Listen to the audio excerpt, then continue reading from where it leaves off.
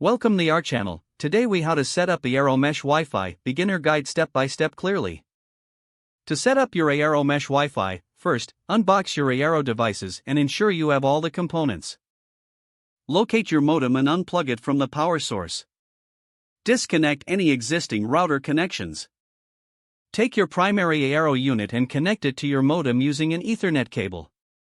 Plug your modem back in and wait for it to fully restart. Now, plug your primary Eero into a power outlet. Next, download the Eero app from the App Store or Google Play Store on your smartphone. Open the Eero app and create an account or log in if you already have one.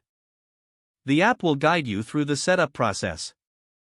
Follow the prompts to scan the QR code located on the back of your Eero device.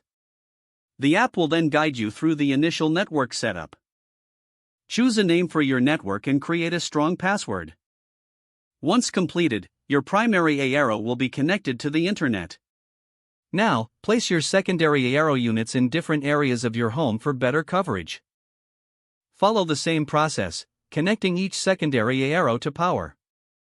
Within the app, select Add Eero to connect additional units. The app will prompt you to scan the QR code of each new Eero unit. After successfully connecting them, the app will display the status of each unit. Monitor the signal strength and placement of your Eeros within the app. You can adjust the positions for optimal performance if needed.